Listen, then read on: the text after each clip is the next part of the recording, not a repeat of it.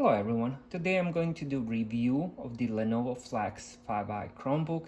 This is the 13.3-inch version. It has 8 gigabytes of RAM, i3 11th generation CPU, and this one has 64 gigabytes of eMMC storage. There's also another variant that comes with 128 gigabytes of NVMe SSD storage, which will be faster than what I have now. So let's go over the outside of the unit first. As you guys can see the top, it has that Chromebook logo, Lenovo. Now this leaves fingerprints like crazy. As you guys can see, I can just put my hand on it, it will leave fingerprints. But this top is made of aluminum, everything else is made of plastic. And let me show you the bottom first. We do have the fan grills.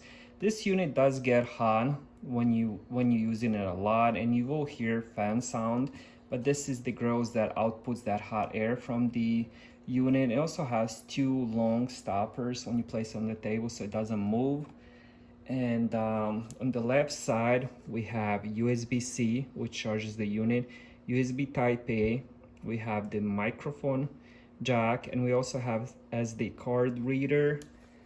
And on the right side we have Kensington lock slot, we have another USB-C which also charges it, we have the volume rockers, and we have the power button. Alright, so once we open the Chromebook, we can see it does have backlit keyboard. I'll talk about that a little bit more later. We have the front camera 720p resolution, and cool thing about this, it does have a privacy shutter button. It's just a little button that you move left to right if you want to close the camera, and then when you want to use it you can also open it. I'm not sure if you guys can see, let me see if I can zoom that in. And as you guys can see, it does show like a little bit red. That means it's closed, and when it's open that red dot disappears. Honestly, I think that's pretty cool. I feel like every laptop should have that privacy thing just in case. So let's talk about what's inside the Chromebook. We have i3 CPU 11th generation. As of this moment, that's the latest generation that the Chromebook has. I haven't seen any with the 12th generation i3 or i5. And this one also has 8 gigabytes of RAM, which is amazing. It has 64 gigabytes of storage. Now, when it comes to storage, I didn't know there was another variant with 128 gigabytes, which actually even has a faster storage. And that one would be NVMe, which is faster than eMMC storage. So if I knew that, I wish I bought it with 128, because for me, I downloaded Linux, I enabled that, and then I got Steam, and I'm playing different games. And now, as I'm realizing, I'm kind of running out of storage. So at least if you plan to do Steam or download a lot of games, you might need more storage. So if you can purchase that 128 gigabytes, I definitely recommend that. If you don't plan to download a lot of stuff, 64 gigabytes is fine. Speed wise, I haven't had any issues. eMMC is still very, very fast compared to 5400 or 7200 RPM, so it's still much faster. Now, when it comes to day-to-day use with that i3 and 8 gigabytes of RAM, this thing is a workhorse. It just speeds through everything. I had few tabs open, I had other apps. As I mentioned, I have Steam running, and let me show you guys that. I have a full Steam, full Windows Steam, well, Linux Steam running, and I'm playing some games on it, and that is working amazingly. And it really pays off if you do want to use Chromebook for next 2-3 years to get a higher up model with the i3 or i5. And I would recommend 8 gigabytes of RAM just for future proof. But if you do plan on using it for just YouTube, browsing store, and playing occasional arcade games from the Google Play Store, then 4 gigabytes is fine. But if you want to use it for next few years, I definitely recommend 8 gigabytes upgrading it. Now, as you guys can see, I have a full Steam running, and in my previous video I did play a couple games just to show you it is possible to run Steam and play games.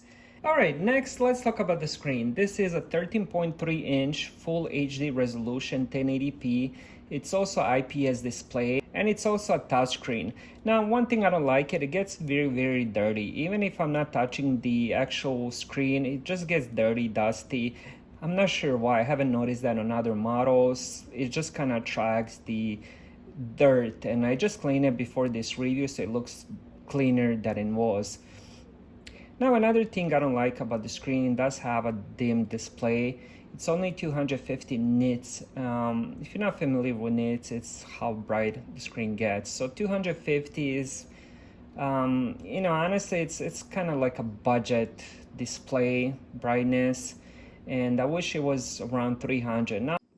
Now let's talk about the keyboard next. This is the full Chromebook keyboard. It doesn't have the number pads, but it's expected from 13-inch size. Now it does have a backlit keyboard, and you can also control the levels of backlit, so you can turn it off or you can set it at 50%, or you can go all the way, which will get very, very bright. I usually keep it at about, I would say, 50%, halfway in, and the keyboard itself looks very gorgeous. Now, it was a pleasure to type on it. I really enjoyed this keyboard. Just a very, very good keyboard. So if you need a laptop for school and you're doing a lot of essays, a lot of writing, a lot of notes taking, this is definitely a very good keyboard.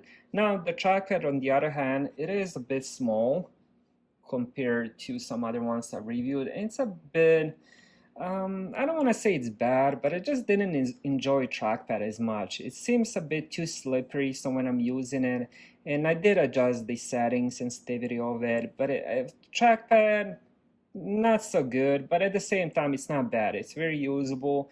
Maybe I'm just coming off the MacBook trackpad, so it's, every time I switch, I can definitely feel the difference. Not saying, as I mentioned, not saying it's bad, it's just not as good as the keyboard. Now, let's talk about the sound of this Chromebook. The Chromebook itself has two upwards pointing speakers, one on each side. Now, I did watch some games and I did play movies and I did listen to some music, but let me show you guys an example how the speakers sound. First one.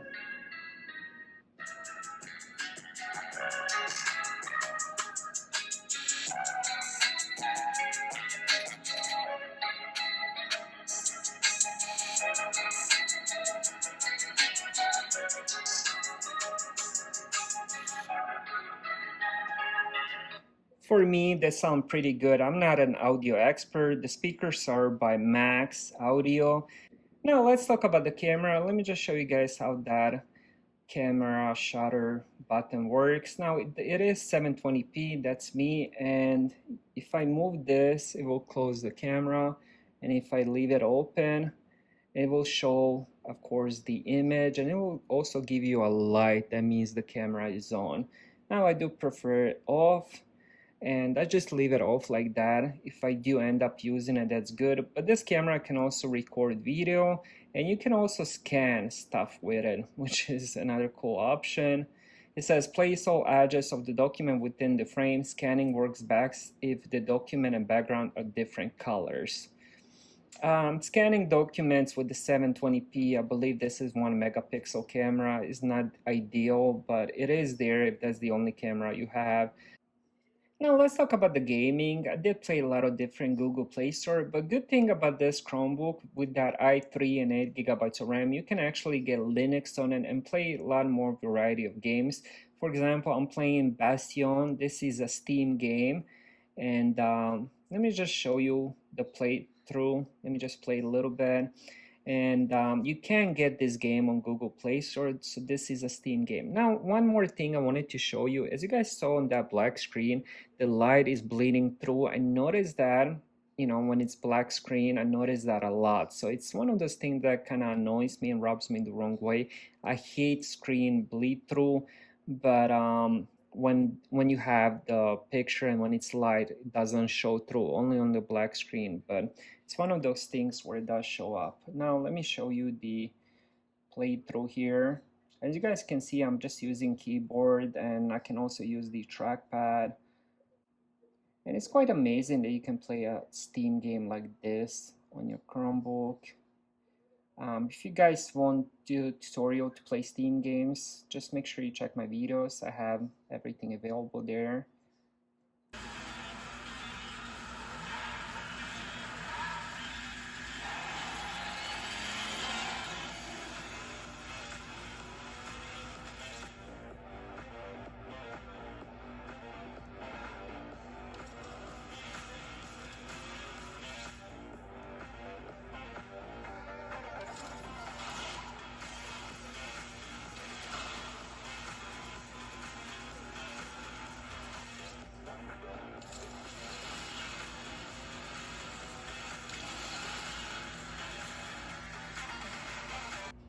So for some games, touchscreen is just a better option than using the keyboard and the trackpad.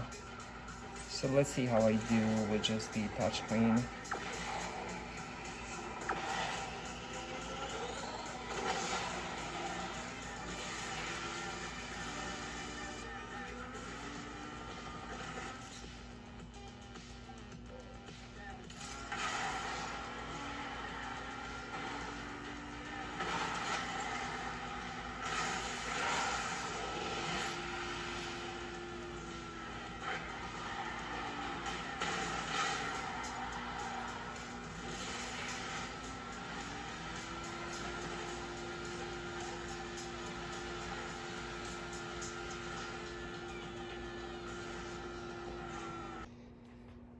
Alright, so another cool thing about this Chromebook, it is 2-in-1, so you can actually flip the screen. You can do a tent mode, which will be show up like this, and so you can do this tent mode. So you can just browse the app you have. For example, you can open up Chrome, and you can open up YouTube, or you can go back and just type in whatever you want. You will get on-screen keyboard.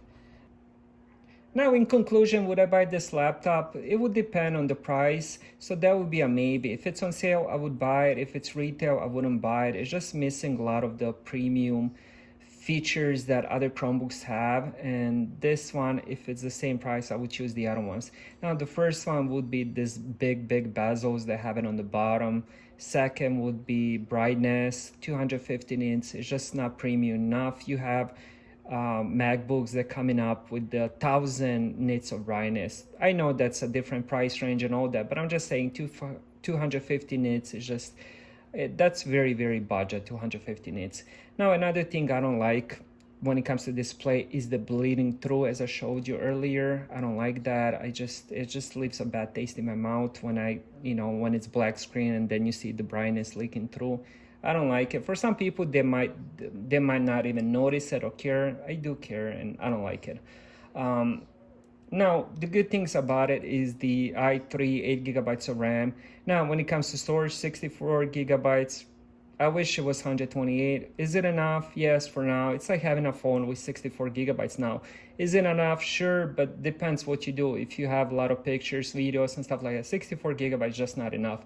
Same with the Chromebook. If you're gonna install a lot of apps, you're gonna even have movies on it, or you want to do Linux alone will take away probably for Linux to function good, you need at least, I would say, 15 to 20 gigabytes. So even though this Chromebook is 64 gigabytes, but out of that, you probably have 48 or something after you take the operating system and all that. So 64 gigabytes for a premium price, not enough. And other than that, it is a good Chromebook if you can find it on sale. Alright, so that was my review of the Lenovo Flex 5i. Thank you guys for watching. Have a nice day.